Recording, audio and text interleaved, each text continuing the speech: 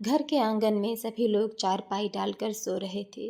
जैसा कि भारत के गांवों में ज़्यादातर बिजली नहीं आती है, बहुत कम आती है, इसीलिए गांवों में सभी लोग ऐसे ही घर के आंगन में बिस्तर डालकर सोते हैं। गर्मी अपने जोरों पर थी। जून जुलाई का महीना था। जैसा कि राजस्थान राज्य में बहुत ज़्यादा गर्मी पड़ती है, वैसे ही राजस्थान का ये एक ज़िला है जिसका नाम है भरतपुर, और यहीं यह परिवार रहता था। सभी लोग आंगन में सो रहे थे।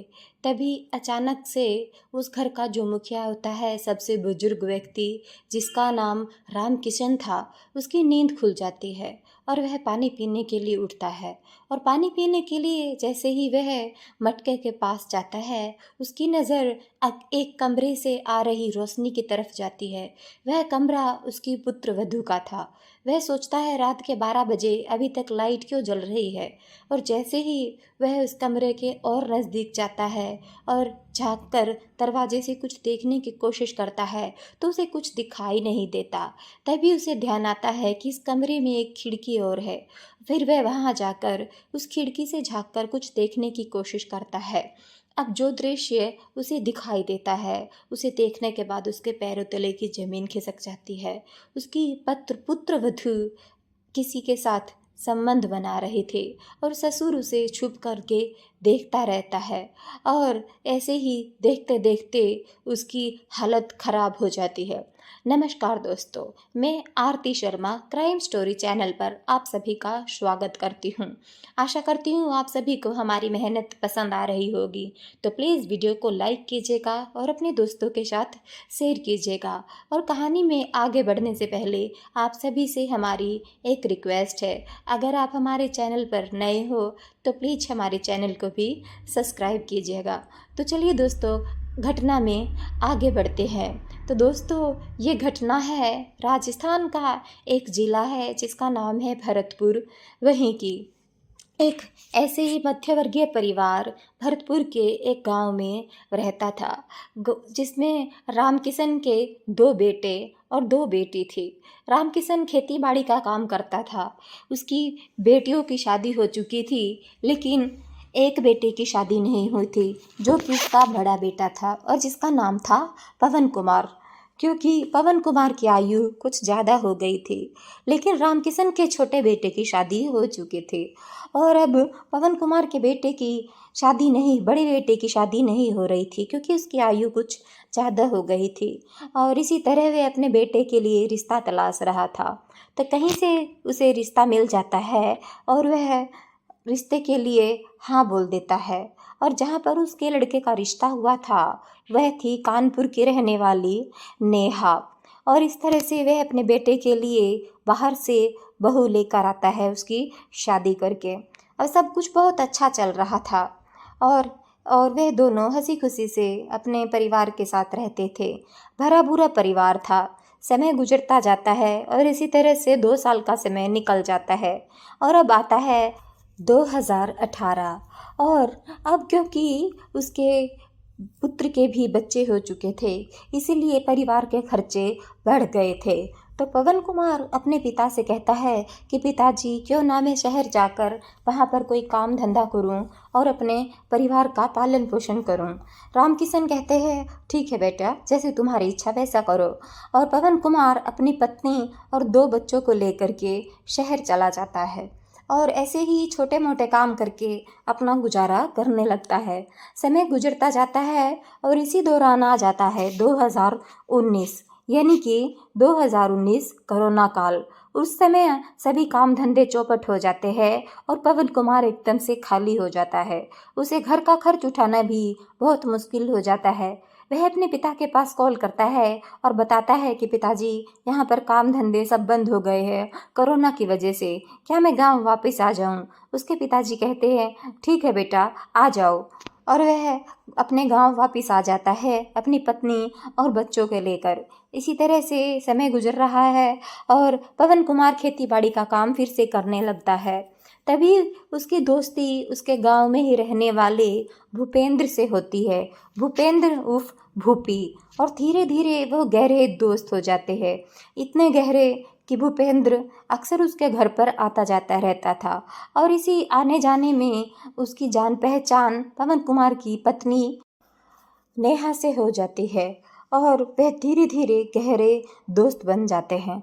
और अब जब भी पवन कुमार घर पे नहीं होता है तो भूपेंद्र नेहा से मिलने के बहाने उनके घर पे आ जाता और घंटों तक बातें करते। और नेहा को भी उससे बात करना बहुत अच्छा लगता था क्योंकि पवन कुमार एक बहुत ही व्यस्त व्यक्ति था और उसे खेती बाड़ी का काम करना बहुत अच्छा लगता था। इसीलिए उसका ज़्यादातर समय अपने खेतों को ही संभालने में गुजर जाता था।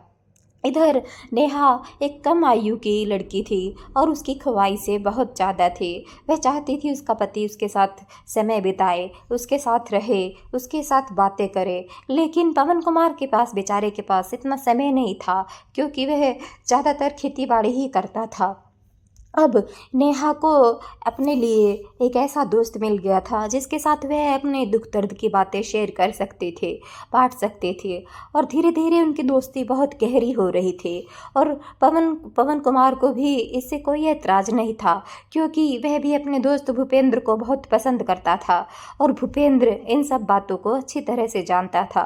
इसीलिए भूपेंद्र जब भी मौका मिलता, जब पवन घर पे नहीं होता था, वो नेहा से मिलने के बहाने घर पे आ जाता था। और इसी मुलाकातों में एक दिन भूपेंद्र ने नेहा के सामने कुछ ऐसी बात रख दी जिससे नेहा मना नहीं कर पाई और उसने पवन की अनुपस्थिति का फ़ायदा उठाकर भूपेंद्र के साथ संबंध बना लिए और धीरे धीरे उन्हें इसकी आदत हो गई।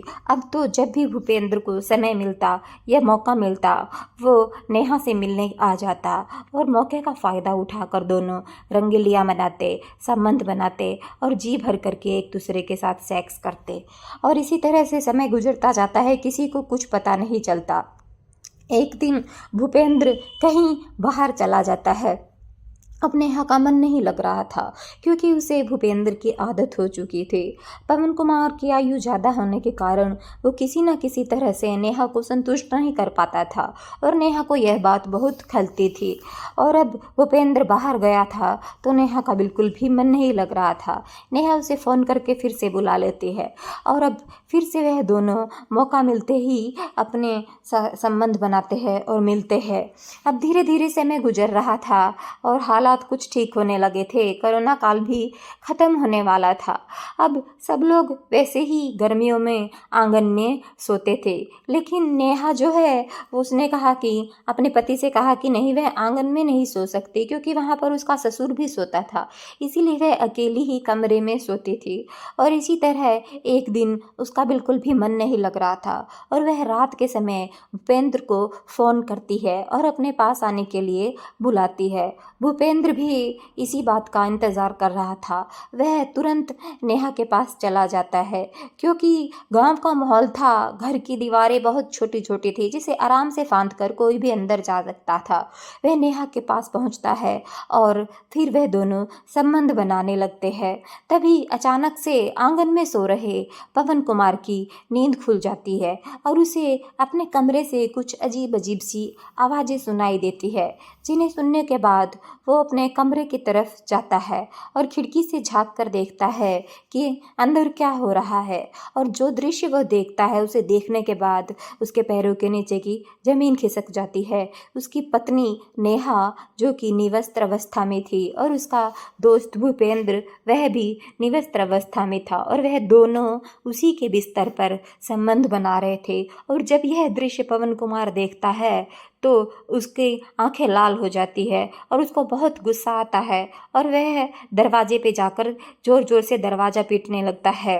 और नेहा घबराई हुई सी फटाफट दरवाज़ा खोलती है और अपने कपड़े उठाती है, लेकिन पवन कुमार से ये सब बर्दाश्त नहीं होता। वह कमरे में घुसते ही 3-4 थप्पड़ नेहा को लगा देता है।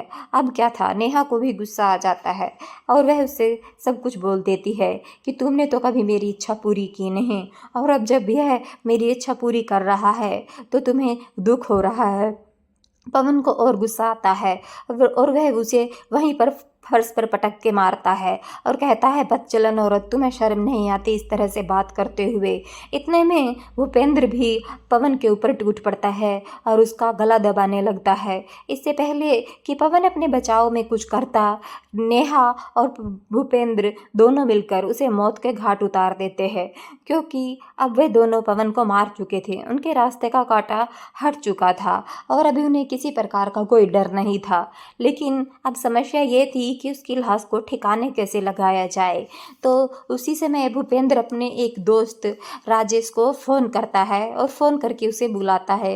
राजेश तुरंत 5 मिनट में वहाँ पर पहुँच जाता है और बाहर ही मोटरसाइकिल खड़ी करके दीवार फांद कर घर के अंदर दाखिल होता है और वह दोनों पवन की लाश को एक बोरी में भरकर दूर दूर एक नहर में फेंक कर वापस चले जाते हैं, क्योंकि रात का समय था और गांव में वैसे भी सुनसान होते ही जगह, इतनी ज़्यादा चहल पहल नहीं होती है गांव में, इसीलिए किसी को कुछ पता नहीं चलता। अब अगला दिन जब सुबह पवन घर में नज़र नहीं आता तो पवन के पिताजी नेहा से उसके बेटे के बारे में पूछते हैं। तो नेहा ऐसे ही बहाने बनाने लगती है और कहती है, पिताजी मुझे नहीं पता, यहीं कहीं गए होंगे खेती बाड़ी के काम से।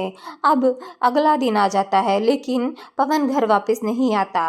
अब रामकिशन की चिंता बढ़ने लगती है, क्योंकि अगर रात को भी पवन पानी लगाने के लिए खेतों में गया होगा तो सुबह तक उसे वापस आ जाना चाहिए था, लेकिन वह वापस नहीं आता है। और जब उसके फ़ोन पर वह रामकिशन कॉल करता है तो उसका फ़ोन भी स्विच ऑफ आ रहा था। अब उसकी चिंता बढ़ने लगती है। आसपास में हर जगह पर पवन कुमार को तलाश किया जाता है, लेकिन कहीं पर भी उसका कहीं कोई पता नहीं चलता। अब रामकिशन की चिंता और ज़्यादा बढ़ रही थी। उसे हर जगह तलाश कर चुके था वो, लेकिन कहीं भी उसका कुछ पता नहीं चल रहा था। अब उसकी गुमशुदगी की रिपोर्ट स्थानीय पुलिस स्टेशन में दर्ज करवा दी जाती है। अब समय गुजर जाता है, 2-4 दिन निकल जाते हैं। इसी बीच पुलिस को पास की एक नहर से एक लाश बरामद होती है। पुलिस को शक होता है कि कहीं ये लाश पवन कुमार की तो नहीं है, तो इसीलिए पवन कुमार के पिताजी रामकिशन को सूचित किया जाता है और उन्हें घटनास्थल पर बुलाया जाता है। लाश काफ़ी फूल चुकी थी, लेकिन अपने बेटे को फिर भी रामकिशन पहचान लेता है और कहता है कि हाँ, ये मेरा ही बेटा है। अब रामकिशन बेचारा दिल दिल दहाड़े मार करके रोने लगता है, क्योंकि जिस बेटे को वो लापता समझ रहा था उसकी मौत हो चुकी थी। अब पुलिस जांच को आगे बढ़ाते हुए इस केस की छानबीन करती है और आसपास में सबसे पूछताछ करती है क्या पवन कुमार की किसी से कोई दुश्मनी थी, लेकिन हर जगह से उन्हें निराशा ही हाथ लगती है। और जब उन्हें पता लगता है कि पवन कुमार की कहीं से कोई दुश्मनी नहीं थी, तो अब ये केस और भी ज़्यादा उलझता चला जाता है। और पुलिस जब भी पवन कुमार के घर आती और वहाँ पर जितने भी लोगों से पूछताछ करती तो रामकिशन कुछ नहीं कहता, लेकिन जब रामकिशन की पुत्र वधू पवन की पत्नी से पुलिस पूछताछ करती है तो रामकिशन ढाल बन के सामने खड़ा हो जाता है। उसे अपनी पुत्र वधू बहुत ही शरीफ लगती है। वह पुलिस से कहता है कि मेरी पुत्र वधू का इसमें कोई हाथ नहीं हो सकता, और वैसे भी इसके पति की मृत्यु के कारण इसकी हालत बहुत ज़्यादा खराब है। अब पुलिस को कुछ कुछ शक नेहा पे होने लगता है, क्योंकि आस पड़ोस से पुलिस को कुछ ऐसी जानकारी हाथ लगती है जिसे पुलिस का शक गहरा होने लगता है, क्योंकि पवन कुमार के घर अक्सर भूपेंद्र आता जाता था और आसपास के लोग भी यह सब चीज़ें देखती थी, लेकिन पुलिस के पास अभी तक कोई सबूत नहीं था जिससे कि यह साबित हो सके कि इसमें पवन कुमार की पत्नी का कोई हाथ हो सकता है। तो ये तो घटना यहाँ तक थी। तो दोस्तों, अब वापस से वहीं पर पहुँचते हैं जहाँ से ये कहानी शुरू हुई थी। उस दिन जब पवन कुमार का पिता रामकिशन आंगन में सो रहा था और रात को अचानक से उनकी नींद खुल जाती है, और जैसे ही वे अपने पुत्र वधू के कमरे में जाकर देखते हैं तो उनकी पुत्र वधू किसी के साथ संबंध बना रहे थे। और ये सब देखने के बाद उसकी जो ज़मीन खिसक गई थी पैरों के नीचे से, तो वह किसके साथ थी? तो दोस्तों, उसकी पुत्र वधू नेहा किसी और के साथ नहीं, बल्कि उसके बेटे के दोस्त भूपेंद्र उर्फ भूपी के साथ संबंध बना रही थी। और ये सब देखने के बाद रामकिशन को समझते हुए ज़्यादा देर नहीं लगती कि यहाँ पर उसके बेटे के साथ जो कुछ हुआ है उसमें उसकी पुत्रवधू का ही हाथ है, और वह शोर मचाना शुरू कर देता है और सारे घर के लोगों को इकट्ठा कर लेता है। और जैसे ही सब लोग इकट्ठे होते हैं तो सारा पर्दाफाश हो जाता है कि इसमें किसी और का नहीं बल्कि पवन कुमार की पत्नी का ही हाथ है। और अब भूपेंद्र भागने की कोशिश करता है, लेकिन मौके पर ही उसे पकड़ लिया जाता है और सुबह उसे पुलिस के हवाले कर दिया जाता है। और जब पुलिस सख्ती से पवन कुमार की पत्नी से पूछताछ करती है तो सारा मामला समझ में आ जाता है और ऐसी सच्चाई निकलकर पुलिस के सामने आती है जिसे सुनने के बाद आप भी दांतों तले उंगलियां दबा लेंगे। दरअसल जिस रात नेहा भूपेंद्र के साथ संबंध बना रही थी, पवन ने उसे रंगे हाथों पकड़ लिया था और पकड़े जाने के डर से ही नेहा ने भूपेंद्र के साथ मिलकर पवन कुमार की हत्या की थी। अब दोस्तों, पवन कुमार की हत्या के जुर्म में नेहा को और भूपेंद्र को अरेस्ट कर लिया जाता है और उनके खिलाफ एक चार्जशीट तैयार करके कोर्ट में पेश की जाती है और अभी तक ये केस कोर्ट में चल रहा है। तो दोस्तों, इस घटना के बारे में आपकी क्या राय है, हमें कमेंट सेक्शन में बताइएगा। और अगर आपको हमारी मेहनत पसंद आई हो तो प्लीज़ वीडियो को लाइक भी कीजिएगा और शेयर भी कीजिएगा अपने दोस्तों के साथ। जय हिंद, जय भारत।